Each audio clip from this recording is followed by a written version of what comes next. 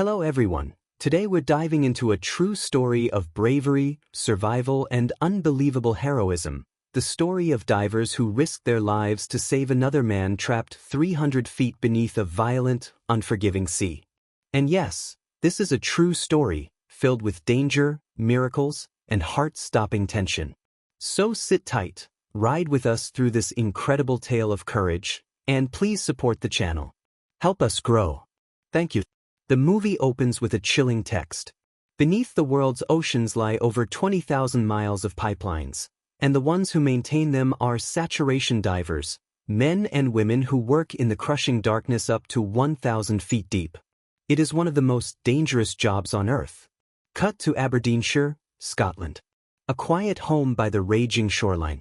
Inside lives Chris, a seasoned diver, and his fiancée Morag. Chris receives a call. The kind of call no diver ignores. He's been summoned for duty. He explains the situation to Morag. He has to return to the North Sea to join his team of saturation divers tasked with maintaining the undersea gas lines. Morag, ever supportive, comforts him, encourages him, and reminds him why he does what he does. Chris soon arrives at the ship and reunites with his teammates, Duncan Alcock and David Yuasa. Together, the three prepare for the grueling mission ahead. As the vessel departs into the harsh North Sea, all team members enter the pressurized saturation chamber, a steel capsule that will keep them alive under extreme pressure, the same pressure they'll face at 300 feet deep in the freezing black water below. What happens next will test their limits, their courage, and their will to survive. Upon reaching the work site deep in the North Sea, the vessel anchors itself into position despite the raging storm. The ocean is violent, waves smashing against steel, but the ship holds steady, thanks to advanced dynamic positioning technology that locks it in place with extreme precision. No matter how rough the sea becomes, the boat must remain exactly where the divers are working hundreds of feet below. Team A, Chris Lemons, Duncan Alcock, and David Yuasa, is called to begin their rotation. To reach the ocean floor, the divers must first ride inside a pressurized diving bell, a metal capsule that keeps them under the same crushing pressure they'll face at depth. Once sealed inside, the bell is lowered from the ship like an elevator sinking into darkness, descending all the way to 300 feet beneath the surface. At the bottom, Chris Lemons and David Yuasa suit up, secure their gear, and exit the bell, swimming straight toward the massive undersea gas line manifold waiting in the black water. Meanwhile, Duncan Alcock remains inside the diving bell. It's his job to monitor their vitals, maintain communication, and manage the delicate umbilical lines, the lifelines that supply the divers with breathing gas, hot water, and their only connection to the ship above. What none of them know is how quickly this routine dive is about to turn into a nightmare. Chris and David reach the manifold and begin their routine work, regulating gas pressure just like countless dives before. Everything seems normal, but far above them, disaster is already unfolding. On the ship, the automatic dynamic positioning systems, the technology that keeps the vessel locked in place, suddenly begin to fail. One system goes offline, then another, then another. Within seconds, all positioning controls are dead. Now the furious storm has full control of the ship. With nothing holding it in place, the vessel begins drifting violently away from the dive site, and the diving bell, still attached to the ship by heavy cables, is dragged along with it. Inside the bell is Duncan Alcock, helpless as alarms scream around him. Remember the lifelines supplying the divers with breathing gas, hot water, and communications? Those umbilical lines run directly from Chris and David to the diving bell. If the divers remain in the manifold, they'll be yanked sideways through the water, slammed against metal, or worse, their lines could tear apart instantly. Realizing the danger, Chris and David scramble up the structure, desperately climbing to the top of the manifold to avoid being crushed or tangled as the bell is pulled away. They make it to the top, barely. But then disaster strikes. Chris Lemon's umbilical line snags on the manifold. The tension increases, stretching tighter, then snapped. David shouts, ordering Chris to switch to his emergency bailout tank, a last resort supply that will barely keep him alive for a few minutes. It's nowhere near enough time, but at this depth, it's the only chance he has. With the ship drifting in the storm and the bell being violently dragged away, David feels himself being pulled too.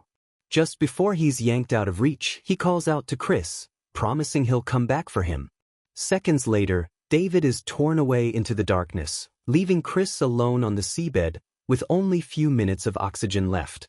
Back on the ship, the bridge crew fight to regain control.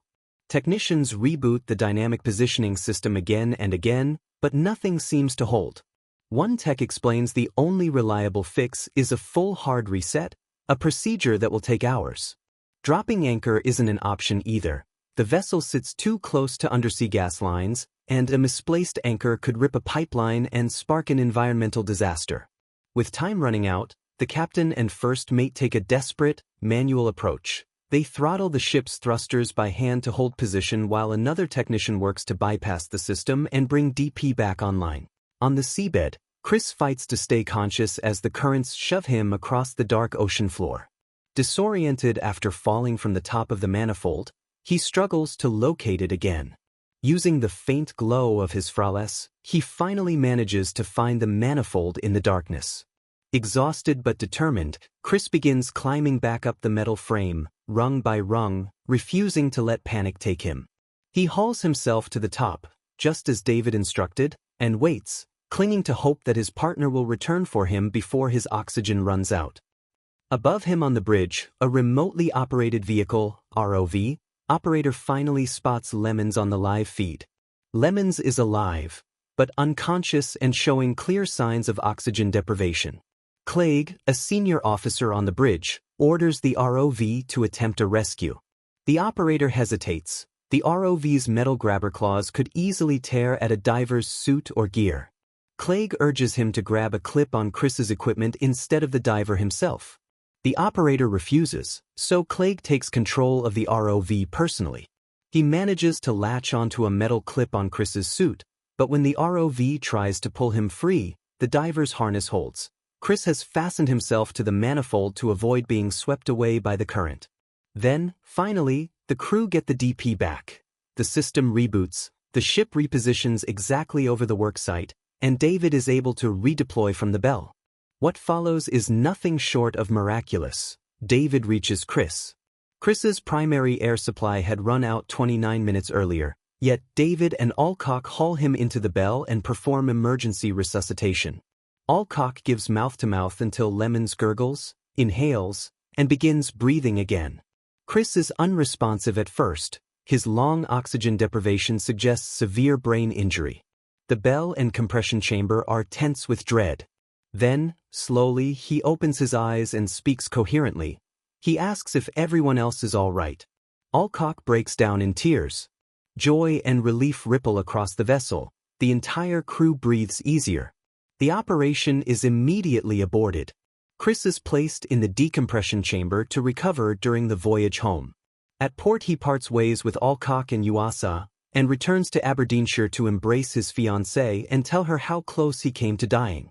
In the epilogue, we learn that Chris Lemons suffered no lasting physical or mental impairment from the ordeal. Doctors and experts are baffled. At that depth and after such prolonged oxygen loss, survival like this defies explanation. 3 weeks later, Chris, David, and Alcock are back at work, finishing the job they started. Was it medicine, luck, or a miracle? Can a person survive 30 minutes without breathing and wake up without long-term damage? Tell us what you think in the comments, and don't forget to like, subscribe, and share if you loved this story of courage under the sea. See you in the next recap.